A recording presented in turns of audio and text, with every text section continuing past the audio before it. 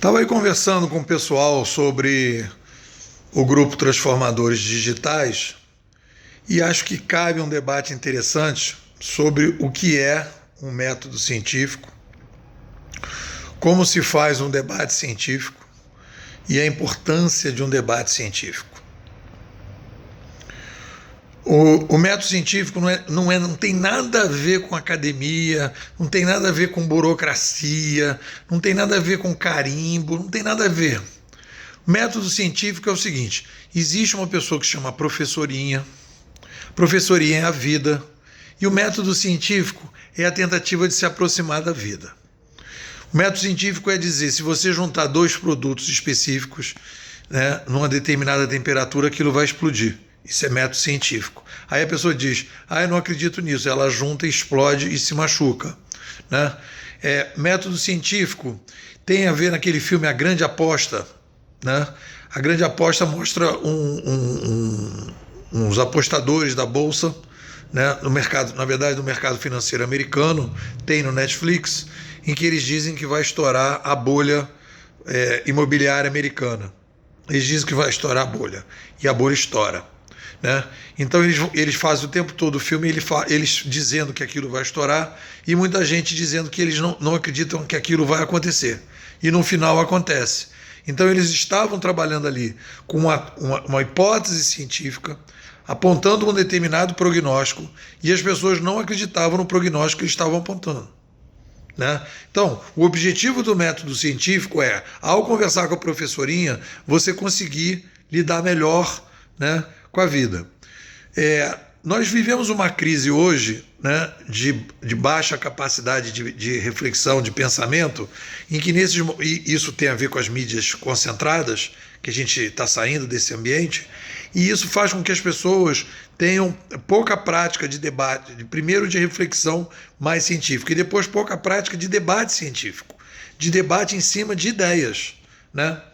Então, quando eu faço determinadas críticas, né, e hoje eu estou fazendo crítica aos curandeiros que estão trabalhando aí com essa ideia de consciência digital, de que a gente está mudando a consciência, etc.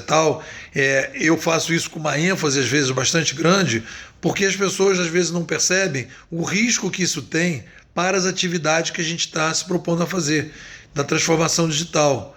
Porque uma coisa é você fazer isso em pequena escala, que talvez até funcione, né, para uma pessoa, para um grupo pequeno, numa cidade pequena, que você tem controle, e a outra coisa é começar as grandes organizações a serem envenenadas por esse tipo de coisa e começarem a ter problemas e crises e, de repente, desemprego, perda de valor das organizações, porque estão sendo mal orientadas com esse discurso meio esotérico, né, de transformação digital a partir de uma mudança de consciência e não a implantação de plataformas, de modelos novos administrativos que geram uma nova consciência quando a gente lida com a complexidade, né?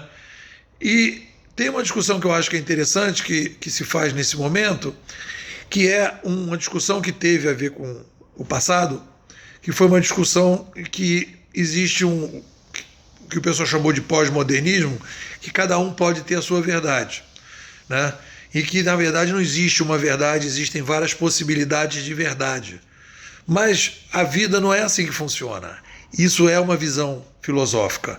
A ideia de que existem várias verdades é uma visão filosófica, e tem filósofos que questionam isso. Ayn Rand, por exemplo, questiona isso. A base do objetivismo dela é isso, é questionar que existem várias possibilidades da verdade, né? Existem várias possibilidades de você criar poesia em cima de um determinado tipo de tema. Existem várias possibilidades de você fazer fotografia. É uma mistura de arte com ciência. Existe várias possibilidades de você fazer música sobre um determinado tema.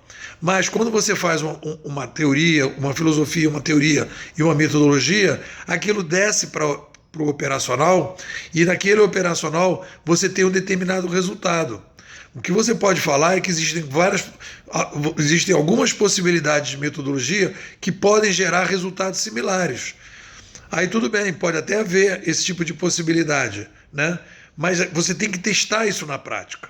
Não pode, no geral, você dizer existem várias maneiras de pensar e cada um pode pensar a sua maneira. Pode, mas no momento que a gente está discutindo ações transformação, metodologia, orientação para as organizações, orientação para as pessoas, a gente tem que ter a melhor ferramenta possível para poder lidar com isso. Então, eu não imaginei que eu ia ser, digamos assim, atacado pelo fato de estar defendendo o método científico e estar dizendo que pessoas que não defendem o método científico são primitivas, né? E aí as pessoas estão... No YouTube aconteceu, das pessoas dizerem que eu estou criando um dualismo que não existe. Não existe dualismo aí, existe gradualismo, né? O gradualismo você parte de uma hipótese, você parte de uma impressão, você parte de um determinado tipo de sensação, e a partir daí você desenvolve um método científico. Isso não é dual, é gradual. Não adianta a gente dizer que existe uma consciência Y, uma consciência Z, uma consciência D. Não. O que a gente está vivendo nesse século XXI? Qual é o motivo, qual é a causa da chegada dessas mudanças todas que a gente está passando? É uma mídia? Sim ou não? Né? Nós somos uma tecnoespécie? Sim ou não? Né? Nós estamos criando um novo modelo administrativo que se chama curadoria? Sim ou não? Se sim, ok, a gente tem aí uma série de argumentações. Se não, qual é a contra-argumentação em relação ao que está se apresentando? Nesse grupo Transformadores Digitais que eu criei, o objetivo desse grupo é fugir do mimimi do mercado, é fugir da poluição. Então existe. Eu quero mostrar para as pessoas que existe escolas de pensamento sobre digital. Eu optei por uma escola por uma série de motivos, e a pessoa que entra no grupo vai tomar contato com as minhas avaliações, com as minhas leituras compartilhadas a partir desse ponto de vista. É assim que eu acho que eu ajudo as pessoas a pensar. Eu estou querendo doutrinar as pessoas? Não. Eu estou querendo que as pessoas pensem que nem eu estou pensando? Não. Mas no momento em que eu defendo uma posição à base dos argumentos e peço que seja colocado contra-argumento, eu estou contribuindo para essa pessoa pensar melhor. Porque ela vai dizer, eu não penso que nem o Nepomuceno, porém, eu identifico o pensamento do Nepomuceno e sei que existe essa linha de raciocínio possível. E eu não concordo com o Nepomuceno por causa disso. Pronto, você já ganhou uma diapasão enorme. E as pessoas têm receio, têm problema de debater ideias. E aí as pessoas passam para atacar o mensageiro. Eu nunca disse que ninguém é primitivo. Eu estou dizendo que determinadas ideias são primitivas, né? Eu não estou atacando pessoas, eu estou atacando ideias, porque essas ideias elas ficam circulando, elas entram na cabeça das outras pessoas e isso tem consequência prática. E se eu percebo que isso é um veneno que pode fazer mal para as pessoas, eu tenho que alertar, é o meu papel, é a minha função. No momento que eu me coloquei como influenciador digital, no momento que me coloquei como um teórico, no momento que me coloco como um filósofo dentro dessa discussão, e eu vou alertando as pessoas. Então, se as pessoas não concordam com a maneira que eu penso, contrem e argumentem. Não tem problema nenhum. Quem foi meu aluno, quem participou das minhas salas, sabe que quando a pessoa começa a me questionar, eu tenho quase que assim, uma espécie de emoção, assim, eu transpareço uma emoção. Porque naquele momento eu consigo ser desafiado a pensar, melhorar minha maneira de pensar. O nosso inimigo é a vida, é a professorinha. Não é que ela é a nossa inimiga, a escuridão que está em torno dela que é o nosso problema. E a gente tem que clarear, porque a professorinha gosta de ser vista do jeito que ela é.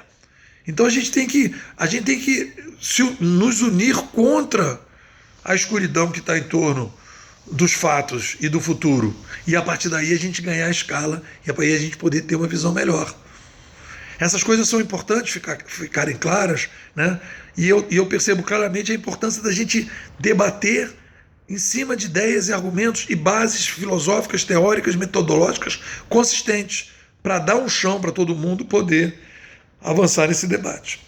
É isso aí, estou adorando estar no grupo, estou adorando isso tudo, esse debate, etc. Estou me fortalecendo, mas quero sempre trazer o debate para o debate das ideias e não para o debate das pessoas e não para a competição entre as pessoas. Não se trata de fulano sabe mais, fulano não sabe mais. O que interessa é ter uma visão melhor para ajudar as pessoas a lidar melhor com o mundo digital. Essa é a minha missão e acho que deve ser a missão de todo mundo que está querendo fazer essa tal de transformação digital. Fica ligado.